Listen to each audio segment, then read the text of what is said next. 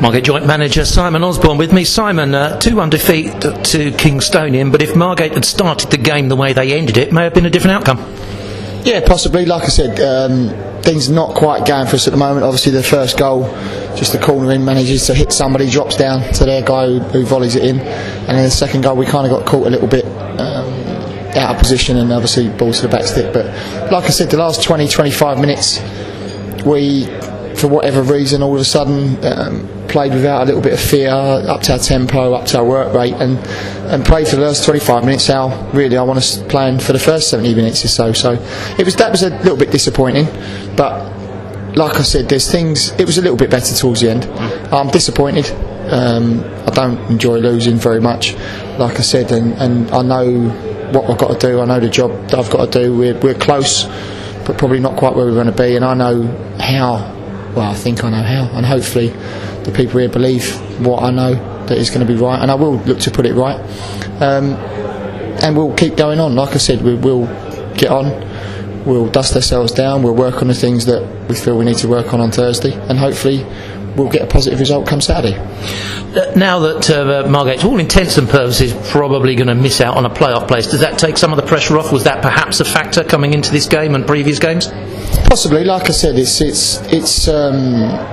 harder to stay in positions of promotions and playoff than it is to get into them because there's a little bit less pressure on you. I would probably say that probably has affected us a little bit of fatigue maybe has set in. We've had a few injuries. I'm not going to go down and look at excuses. We haven't been good enough in the last 3 games. I thought in previous ones I could say that we should have possibly got something out of them, but like I said, there was a bit more positive towards the end. Like I said, I believe I know what I need to do with Craig and with the guys around us, and feel like I said, if the people will stick by us and like I said, and get behind the team, which they have been doing, which has been great, and get behind us, we'll turn it around and we'll get it right. And like I said to you, with a good couple of games left this season, we've still got Ebbsfleet, and we're still going to go on. I want to win the last 2 games and finish the season and see what happens, and then we'll go from there. Like I said to you, I'm disappointed, but I'm not someone that's going to sit and mope and sulk. I'll analyse what we have done and what we haven't. I'll analyse the last 25 minutes and wonder why we got that. Is it possibly something that I'd done differently? You know, we did change it slightly today with personnel that we had. I wanted to have a look at something as well, so it was a learning curve in some respects, and in the last 25 minutes was pleasing. Is one of the differences from the sequence of games where we lost just 1 in 10 to what we've seen over the last 5 games, is one of the differences the ability to pick the same players regularly? I mean, you've said you're not looking for excuses. However, as context for what you've been able to put on the pitch at the moment, you've not necessarily had first choice players available. You had to move things around, change people in positions. So is there something about that has added to the complexity of trying to get results at the tail end of the season? Yes, but again, I'm not harping on at that. It's quite easy to hide behind injuries and this, that, the other. That's not the way I am as a person, as a manager, as a coach, as a player. That's not the way I operate. Like I said, we haven't been good enough,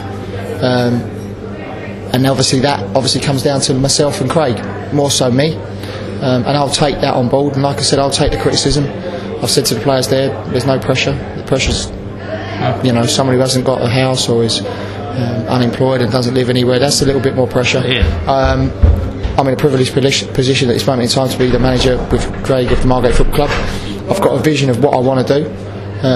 The club have seen what we want to do. Like I said to you, I knew the job was never easy when I first took it. Not for any reason. Chris had assembled a decent squad. I just think that to go that next step, to get into the playoffs and to be one of the top 6 teams in this division, needs a little bit more, and I'm looking at those now and highlighting what I think we need to do, and with a pre-season and whatever else. Like I said, I haven't given up any way, shape or form in this thing, and like I said, I'm not going hiding. People have their criticisms. I've had it a million times before. I've been booed by 30,000 fans, and they're my own fans, so I wouldn't, like I said, I don't go hiding. I hope that the players share the same enthusiasm or whatever we're doing in the next 2, 3, maybe 4 games if we can get through that. Let's see. and like I said, the games will turn around. Football's a funny way of slapping in the face when things are going well, and also it turns very, very quickly. So, like I said, I'm despondent. I'm gutted. We've come out of the playoffs at the moment, but like I said to you, I'll turn it round, and I know what we need to do. Looking back, it's funny, I was thinking about Margate's position at the moment. You can look at other teams, particularly Canvey is the one that comes to mind, and it's almost as if the same thing has happened to Canvey as well. So, as you say, it's an odd pressure, isn't it, when you're in the playoffs? And everything that yourself and Craig have put together has been angled towards getting into the playoffs and having a punt at promotion at the end of the season. So, how much pressure personally do you feel because of that? I don't feel pressure. It doesn't. Like I said to you, it doesn't faze me. It's what I do. It's what I know. I put pressure on myself to perform as a manager and as a coach and as a motivator, whatever you want to call it now, because you kind of encompass all those roles as what you do. And it's been a learning curve and getting to know the players. And like I said to you, I think that they're a decent bunch of players that probably needed a little bit more help.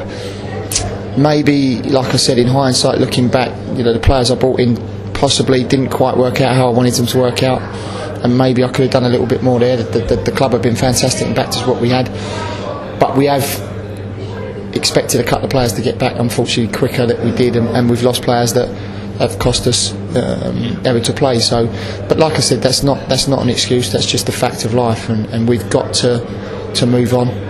And rectify that, and like I said, we'll be out there looking at players. We've got people looking now at the moment at can we make Margate stronger? And like I said, you do need a certain type of player and a certain team to not only be up in the top sort of six, but to stay there. And that's all we're going to do. Like I said, we're going to keep battling forward. We're going to keep being positive. I'll come back Saturday. I'll be positive again, because that's just the way I am, and we'll try and bounce back. I think you've kind of alluded to it there, but through all of the divisions, are there different types of players for different divisions? So you couldn't, extreme example, you couldn't put a Premiership player in the Ryman League Premier Division and expect them to perform the same way they would do in the Premier League. So are there players for divisions, and that as you kind of rise up the divisions or even drop down, you have to change the players to suit the environment that you're playing in? Yeah, definitely. I think that's a fact in any division. When you go to the Premiership, right the way down to Kent League, you've got to try and pick and assemble a squad that will get you out of that division.